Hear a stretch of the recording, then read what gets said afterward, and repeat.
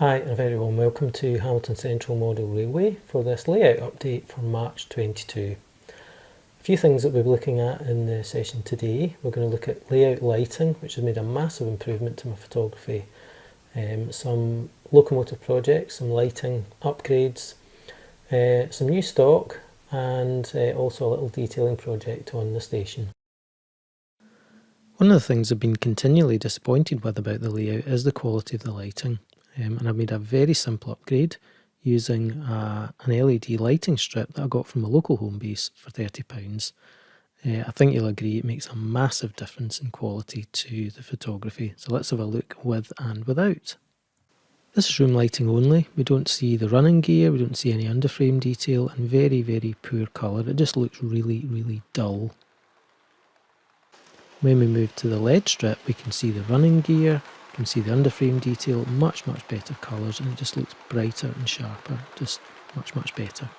And similarly for the night lighting, I've been using just the station or the street lights, which just don't have enough intensity to light up the models. So I've been using a little booster light, a little LED booster light, to just add a little bit of fill light in that picks things out. This first section, we're just using the station lights only. We can see virtually nothing of the model.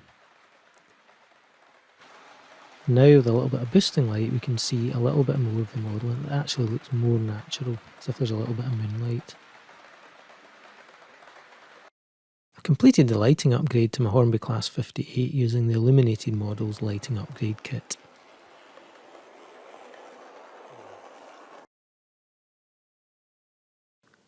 And I've added a lighting upgrade kit to my Bachmann 66789 so that the marker lights now all light correctly, and done some weathering on it.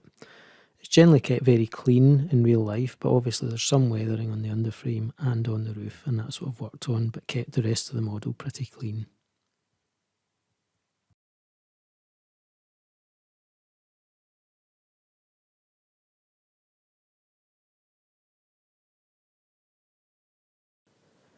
I've added a little bit of detail to the station in the form of this little Metcalf news kiosk, which was great fun to build, didn't cost very much money, and I think it just adds a nice little bit of detail to the station. I really enjoyed building it, and it looks great.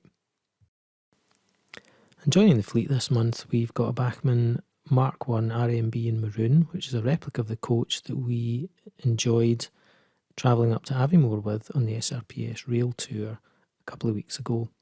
I think the Bachmann Mark 1s are great. I've got a blue and grey rake, and I've got a good maroon rake as well, and we'll probably do a video at some point looking in detail at these wonderful coaches. As with any layout, once we've been running it a while, there are a few problems start to come to light with how it runs. On mine, two of the main areas are the tunnel entrance is a little bit low, and the other one is the curve leading into the north end of the station. There's been a bit of derailing for some rolling stock coming off of that. Now the history to that particular curve was that it was fine when I laid the track, but then I had a great idea of canting that track, so I lifted it and added a cant onto it. As soon as the cant was on it, a lot of locos struggled and a lot of rolling stock struggled to get around that, and we started seeing a little bit of derailing. So it's one of these things that the new rolling stock that I bought was consistently derailing coming at this point, so I was like, yeah, it's going to have to get repaired. So needless to say, it's in a poorly accessible bit of the layout with a road bridge over it. So to take the road bridge off, then we remove the track pins, and then we gently try and lift the sections of track that we want to remove the canting from without damaging it. So that's a case of gently getting something underneath the track and levering it up, bearing in mind that the ballast has been cemented on round about it, so there's going to be some grip in the ballast. But usually once you get one bit that's lifted, it's just a case of sliding things and gently pushing and lifting all the way around, which we've got done. Then you get the job of removing the ballast, which is a messy business. I did it with a mixture of a screwdriver and a chisel, probably ruined my chisel in the process of doing that. But we got all that scraped back, hoovered up.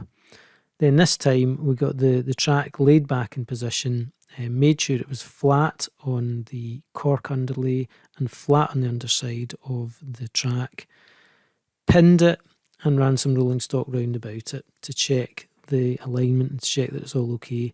And so far it seems to be all right. There's a slight bit of a hump where right in the middle of the curve where the joiners are. I can't get any better than that, but it doesn't seem to be causing any major problems with derailing or slowing down or anything like that. The second area was the tunnel, which wasn't going to be a massive job. It was just really a case of taking the tunnel entrance off, which is only really lightly glued on. The problem then is raising it, so I had some offcuts of plasticard, which was in a similar colour, had been painted in a similar colour. We got them cemented on at the back, got it glued back on, and then checked it with some rolling stock. The problem then was by raising it, it was then exposing the plywood underside of this raised area of the layout. So to get a rasp and to rasp that back so that it wasn't visible from the tunnel mouth. Another problem area for derailing has been probably the most inaccessible bit on the layout, which is right in the middle of the tunnel area, and it's on this point section here. Fortunately, I've been able to resolve that by just adding some layers of thin cardboard under the point to lift it up, and that seems to have stopped the derailing. Additional rolling stock new to the layout this month are several packs of the Dapol IKA Megafret container flat wagons. Pretty essential kit for any modern image layout is the intermodal block trains of containers. And these are really nice models. They're not new, but they are fully metal, a really good weight to them, and really solid feeling wagons. And for something as long and flat as this, it's kind of really essential. It's got to be metal. Not much in the way of separately fitted detail, and that would be a criticism for a lot of people, but actually for me it's the opposite. I think, we're getting to the stage with a lot of models that every time you pick them up something falls off them, but with these there's enough detail on them. There's 2 or 3 bits that are separately fitted, but they're just really solid, and they give you confidence to just pick them up and use them. Not got sprung buffers either, but at £20, £21 per wagon, it's a really good price, and it's a pretty cost-effective way of building up a pretty long train. And the detail's good enough, as you can see here, we've got nice lettering, lots of little bits and pieces that really give a good 3-dimensional shape, and they're all metal. They're not perfect. There's a couple of little bits about them that are less than ideal, particularly the coupling connecting the pair together. It's a plastic bar. I'm going to replace that with some name pockets from the railworks. It means we'll have a wider space between each wagon, but I'm not really bothered by that. I can't leave my stock on the railway. I just don't have enough space, and I don't have enough space to store them as pairs either. They're going to have to be separated every time we run them. They come with these little yellow pins that pop into the spaces at the top, and that's what the container flats will actually go on. Let's see running sessions of these rake of wagons running around with a couple of modern image locos. And thanks again for watching. Catch you next time.